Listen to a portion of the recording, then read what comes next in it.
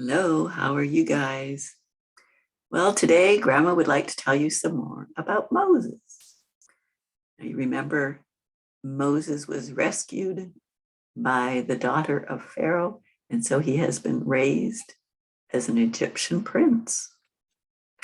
One day, when Moses was grown, he saw an Egyptian beating a Hebrew slave.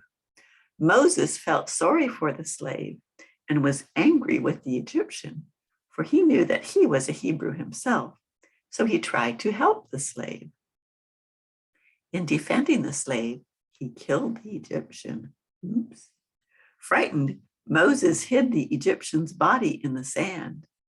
The next day, when Moses walked among the people, he saw two Hebrews fighting. He asked one of them, "Wherefore smitest thou thy fellow?" "Who made thee a prince and judge over us?" the Hebrew answered. "Intendest thou to kill me as thou killest the Egyptian?" Moses had not thought that anyone had seen him kill the Egyptian.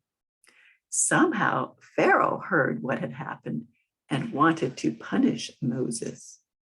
Moses escaped from Egypt and journeyed to the land of Midian, where he stopped by a well.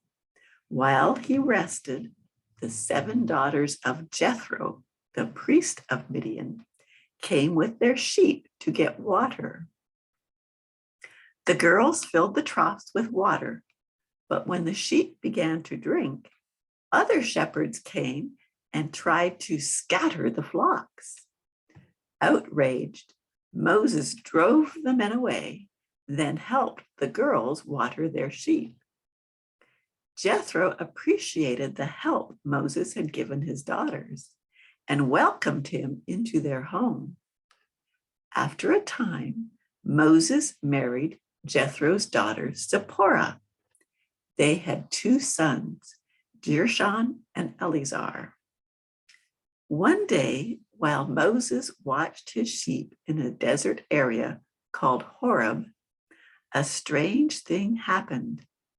Looking up a mountain slope, he saw a bush that appeared to be on fire, but the bush itself was not being burned.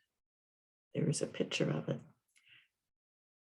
"I will now turn aside and see this great sight, why the bush is not burned," he said. When he approached the bush, a voice called, "Moses, Moses." In astonishment, Moses replied, "Here am I." The voice spoke again, "Put off thy shoes from off thy feet, for the place whereon thou standest is holy ground." After Moses had removed his shoes, the voice continued, "I am the God of thy father, the God of Abraham, the God of Isaac, and the God of Jacob." Moses was so frightened that he hid his face. The Lord told Moses he knew of the Israelites' hardships. He had heard their prayers, and he wanted to deliver them from the Egyptians.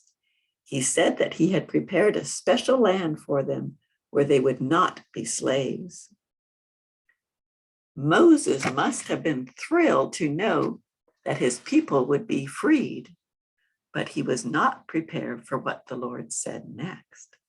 "Come now, therefore, and I will send thee unto Pharaoh, so that thou mayest bring forth my people, the children of Israel, out of Egypt." How could Moses return to Egypt? He had killed a man, and the Egyptians would punish him. What power would he have before the great Pharaoh? But the Lord comforted Moses, saying, "Certainly I will be with thee." Moses was still worried. Why should the Israelites trust him? Even when he had lived among them, they had considered him an Egyptian. Why should they follow him now? The Lord answered again, "Go and gather the elders of Israel together and say unto them, the Lord God of your fathers appeared unto me. They shall hearken to thy voice." Moses was still hesitant, but behold, They will not believe me." The Lord then showed Moses that all things are possible for God. He told Moses to throw down the rod he was carrying. When he cast it to the ground, it became a snake, and Moses ran from it. The Lord said, "Put forth thine hand and take it by the tail." When Moses caught the serpent by the tail, it became a rod again. The Lord then told Moses to put his hand inside his robe. When Moses took his hand out, it was covered with leprosy, which was a horrible disease that they had back then. He was frightened, but the Lord told him to put his hand inside his robe again. When he took it out the second time, his hand was healed. Even after these miracles, Moses was still worried that the Israelites would not listen to him. "Oh, my Lord, I am not eloquent, but am slow of speech and of a slow tongue." Perhaps he didn't speak Hebrew very well. Seems how he was raised as an Egyptian. In answer to this last argument, the Lord replied, "Is not Aaron thy brother? I know that he can speak well, and he shall be thy spokesman unto the people." And so all this happened while Moses was up on the mountain where he saw the light around the bush.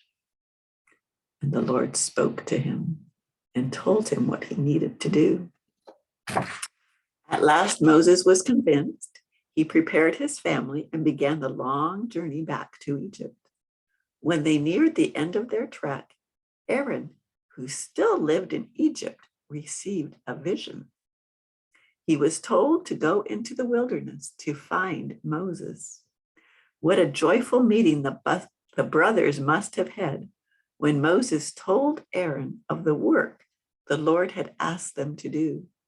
They prepared themselves to meet Pharaoh and returned to Egypt. Now, I can imagine that could be a very frightening thing to be asked to go back to where they were trying to kill you and to free the people of Israel. And Moses was pretty worried, but the Lord showed him that he was with him and that all things are possible for the Lord. So if we can be obedient and do what the Lord asks us to do, the way will be prepared. It will still be hard, not just might, but it will still be hard. But we can do what the Lord wants us to do. Remember, Grandma loves you. Talk to you later.